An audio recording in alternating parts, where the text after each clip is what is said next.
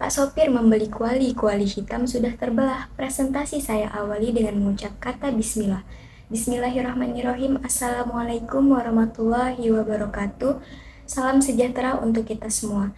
Alhamdulillah, alhamdulillahirrabbilalamin. Assalatu wassalamu ala asrafil anbiya'i wal mursalin wa ala alihi wa sahbihi rasulillahi ajma'in. Amma ba'du.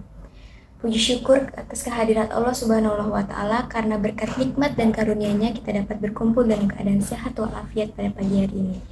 Salawat serta salam tak lupa kita hadiahkan kepada Nabi besar Muhammad Sallallahu Alaihi Wasallam dengan mengucapkan Allahumma sholli ala Sayyidina Muhammad wa ala ali Sayyidina Muhammad. Semoga kita kelak mendapatkan syafaatnya di hari akhir. Amin amin ya robbal alamin.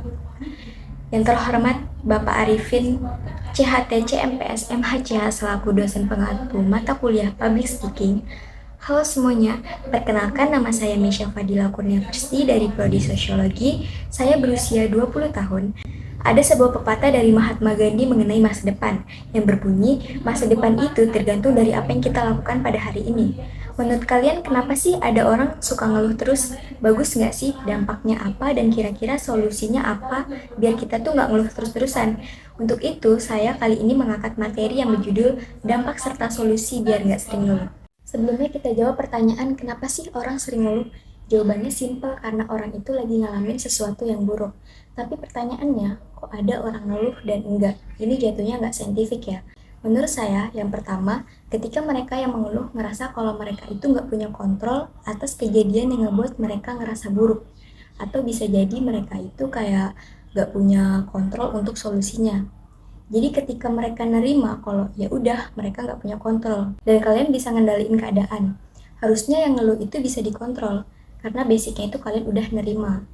Kayak mindset stoik dikotomi kendali, katanya dunia itu terbagi dua. Ada hal yang bisa dikontrol dan ada juga hal yang nggak bisa kalian kontrol. Kalau stoik itu kita nerima ada hal buruk yang pasti terjadi, bahkan berekspektasi akan adanya hal buruk terhadap kejadian menimpanya. Kayak to be excited aja. Nah, masuk yang kedua, alasan orang ngeluh itu biasanya nggak bisa atau belum nerima kalau mereka itu nggak bisa ngontrol keadaan.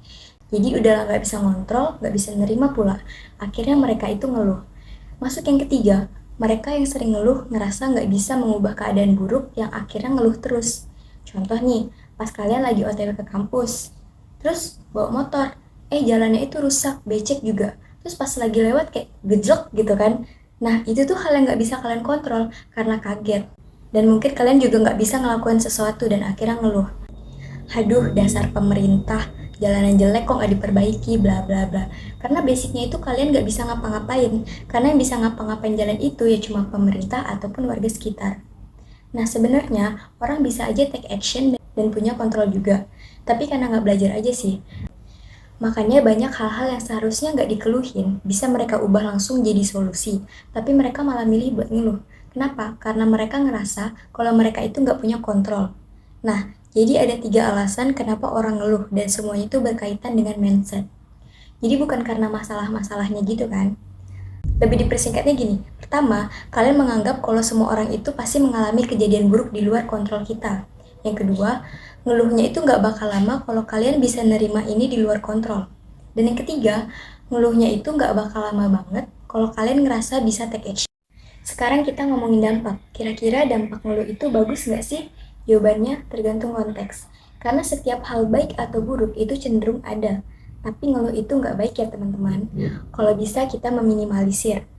Karena ketika kita ngeluh, kita itu kayak nyerahin kontrol hidup kita ke pemerintah lah, ke orang sekitar lah, atau identitas lainnya.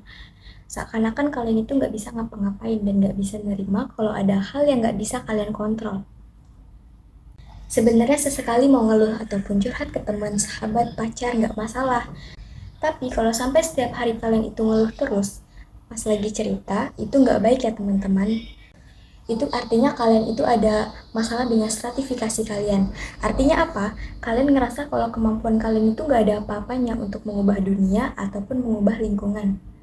Kalau ngomongin dampak, sebenarnya banyak banget dampak negatifnya. Kita ngomong secara saintifik aja ya. Yang pertama, ngeluh itu bakal bikin kalian mikir negatif terus. Kenapa?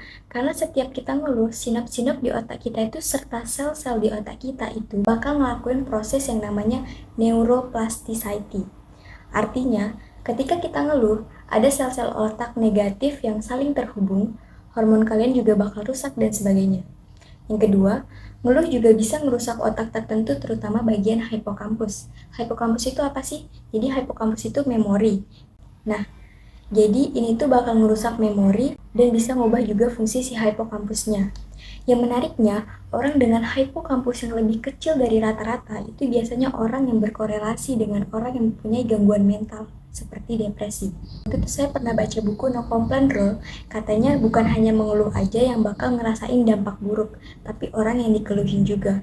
Jadi kalau kalian sering dekat sama orang yang tiap hari ngeluh, itu otak kalian bakal rusak juga. Sebenarnya banyak banget dampak negatif, tapi daripada kita fokus ke hal-hal negatif, mending kita fokus ke hal apa saja atau solusi apa sih yang dilakuin biar nggak sering ngeluh. Yang pertama, bukan berarti ngeluh itu nggak boleh. Nggak apa-apa ngeluh, tapi dibatasi dan digunain untuk hal-hal yang tepat. Contoh pas kalian lagi beli barang online, tapi pas datang itu barangnya nggak sesuai. Nah solusinya, kalian itu ngeluh aja di lapak mereka. Ngeluh di komenan juga review dengan bintang yang sesuai dengan ketidakpuasan kalian. Nah nanti pihak penjual itu akan memberi kompensasi. Jadi masalahnya bisa selesai tanpa adanya marah-marah. Ini contoh konteks yang mengeluh tentang layanan. Sebenarnya kalau buat pribadi gimana sih mengeluh? Ya nggak apa-apa juga sih ngeluh ke teman, pacar, sahabat, karena masalah pribadi kan. Tapi ya diusahakan diminimalisir. Karena apa? Kalau udah keseringan itu takutnya teman kita nggak nyaman. Karena ngerasain dampak negatif yang kalian kasih. Jadi itu yang pertama, bukan nggak boleh ngeluh, tapi lebih baik diminimalisir. Dan ngeluh dengan tepat. Kalau bisa ketika kita lagi ngomongin tentang kehidupan, harus pinter-pinter nih, ngeluh ke orang yang tepat juga. Karena kadang, kalau kita ngeluh ke teman, terus temannya itu nggak tepat, alhasil cerita itu nggak bakal didengar, dan malah jadi adu nasib, terus bilang, ih, rumah masih mending lah gua. Nah, yang kedua, ngomongin tentang mindset, ubah mindset Anda. Ketika kita belajar dikotomi kendali, semua hal yang ada di dalam kehidupan ini ada di dalam kontrol kalian. Dan coba menerima semua hal. Hidup kalian tuh bakal lebih tentram. Saya dengar salah satu quotes dari Ridwan Kamil yang katanya, daripada energinya habis buat ngeluh, buat komplain, mendingan coba pikir gitu. Apa sih yang bisa kita buat? Kolaborasi apa sih yang bisa kita bikin buat sesuatu? Yang kita keluhkan ini jauh lebih baik. Karena kalau kalian nunggu pemerintah, nunggu orang lain juga, mungkin ekspektasi kalian itu nggak bakal selesai gitu kan, nggak akan tercapai. Karena apa? Karena kalian itu kayak nyerahin ekspektasi ke hal-hal yang nggak bisa kalian kontrol.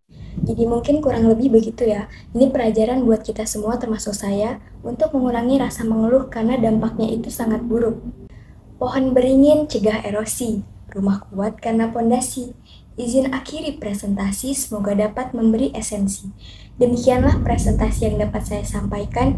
Jika salah, mohon dimaafkan. Jika sayang, segera diungkapkan. Hidup kesepian tanpa kekasih. Cukup sekian dan terima kasih. Wassalamualaikum warahmatullahi wabarakatuh.